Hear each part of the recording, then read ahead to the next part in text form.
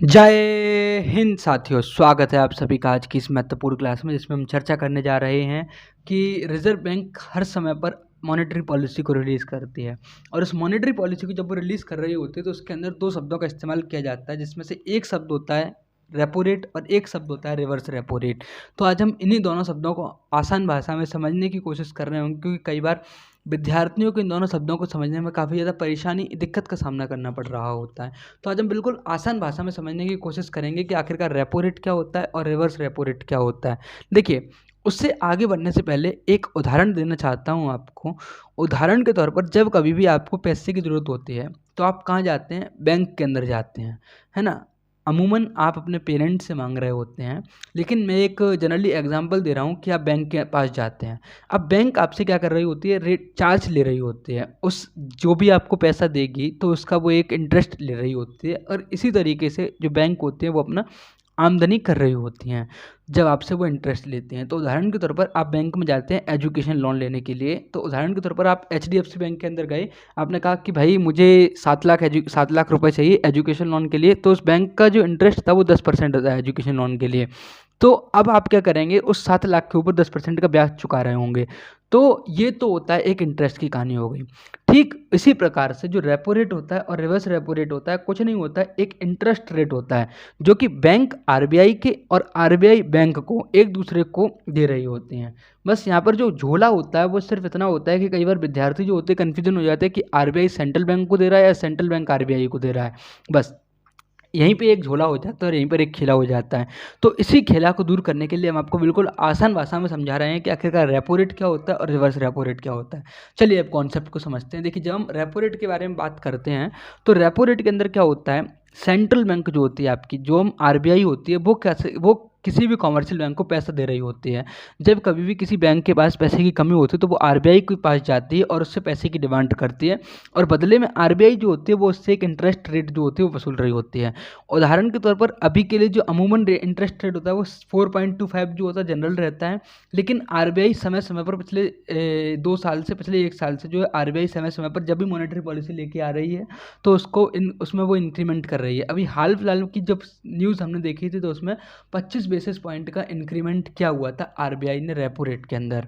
अच्छा, अब आप कहोगे कि आपने आरबीआई के अंदर जब रेपो रेट के अंदर इंक्रीमेंट कर दिया तो आखिरकार इंक्रीमेंट क्यों किया उसने? तो देखिए, जब इंक्रीमेंट के बारे में जब हम बात करते हैं तो आरबीआई ने रेपो रेट के अंदर इंक्रीमेंट इसलिए किया जाता है क्योंकि आरबीआई चाहती है, जब कभी भी देखती है कि मार्केट के अंदर महंगाई जो होती है वो ज़्यादा बढ़ गई है, तो उस महंगाई को कंट्रोल करने के लिए आरबीआई क्या करती है? रेपो रेट के अंदर इंक्रीमेंट कर देती है। अच्छा, अब इंक्रीमेंट करने से क्या होता है? जब कभी भी मार्केट के अंदर इंटरेस्ट रेट में जब इंक्रीमेंट हो जाता है तो जनरली क्या करते हैं लोग जो होते हैं वो पैसा कम लेते हैं बैंक से। जैसे जब हम बात करते हैं, अब जैसे बैंक जो थी पहले, जब रेपो रेट था 4.5%, ठीक है, तो उस समय पर बैंक ले रही थी अपना पैसा।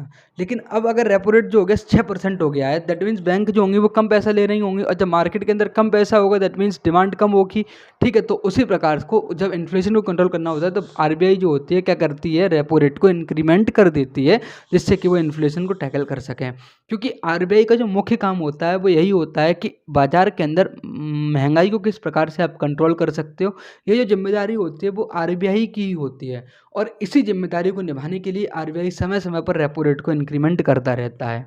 ठीक है, उम्मीद करते हैं रेपो रेट वाला कॉन्सेप्ट आपको समझ में आया होगा, है ना? इन्फ्लेशन को कंट्रोल करने के लिए जो होता है आरबीआई जो होती है अपने समय समय पर मॉनेटरी पॉलिसी लेके आ रही होती है और उसके अंदर इंटरेस्ट रेट को जो होती है बढ़ा रही होती है।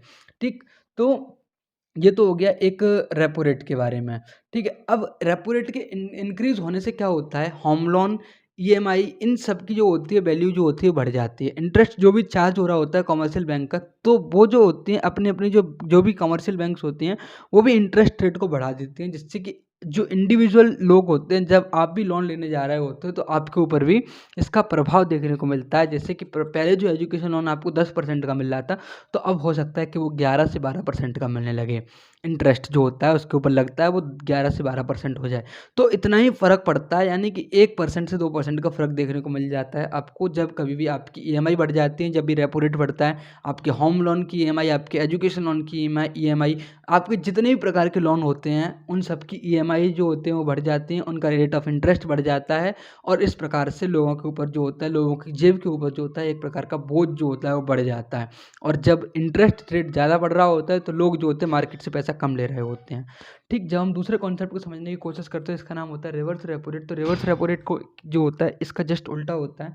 और इस केस के अंदर क्या होता है, इस केस के अंदर जो होता है, इस केस के अंदर ये होता है कि सेंट्रल बैंक जो होती है वो पैसा लेती है किससे, कॉमर्शियल बैंक से, है ना। क्यों लेती है कि जब मार्केट के अंदर RBI के पास पैसे की कमी पड़ती है तो कॉमर्शियल बैंक से पैसा ले रही होती है और उसके ऊपर जब वो पेस इंटरेस्ट ले रही होती है तो उसको हम रिवर्स रेपो रेट के नाम से जानते हैं। ठीक, तो अब आप कहेंगे कि जो सेंट्रल बैंक है इंडिया की, जो पैसे खुद छापती है, उसके पास भी पैसे की कमी पड़ सकती है। तो जी हाँ, उसके पास भी पैसे की कमी पड़ जाती है कभी कभी। और जब पैसे की कमी पड़ती है तो वो बैंक कॉमर्शियल बैंक से पैसा ले लेती है। ठीक है, और ये जो पैसा होता है शॉर्ट टर्म भी होता है, लॉन्ग टर्म भी होता है। देखिए, स्पेशल केस पे जब हम रेपो रेट के बारे में बात करते हैं तो रेपो रेट जो होता है एक शॉर्ट टर्म लैंडिंग होती है, जबकि ये जो रिवर्स रेपो रेट होता है वो शॉर्ट टर्म के लिए भी हो सकता है और लॉन्ग टर्म के लिए भी हो सकता है। तो उम्मीद करते हैं आपको ये रेपो रेट और रिवर्स रेपो रेट का अंतर समझ में आया होगा। एक और रेट होता है, इसको हम जानते हैं बैंक रेट के बारे में। देखिए, जब कभी भी RBI जो होती है लॉन्ग टर्म लैंडिंग के लिए इंटरेस्ट रेट जो चार्ज कर रही होती है, देखिए रेपो रेट तो होता है शॉर्ट टर्म लैंडिंग के लिए, लेकिन जब अगर किसी भी बैंक ने RBI से पैसा लिया है 3 से 5 साल के लिए, तो उस समय पर जो RBI उनसे इंटरेस्ट रेट चार्ज कर रहा होता है उसको हम बैंक रेट के नाम से जानते हैं। दैट मीन जो लॉन्ग टर्म के इंटरेस्ट रेट के लिए जो होता है तो उसको हम बोलते हैं बैंक रेट। यानी कि लॉन्ग टर्म के लिए जो भी ब्याज पे किया जाता है कॉमर्शियल बैंक के द्वारा किसको, RBI को, तो उसको हम बैंक रेट के नाम से जानते हैं।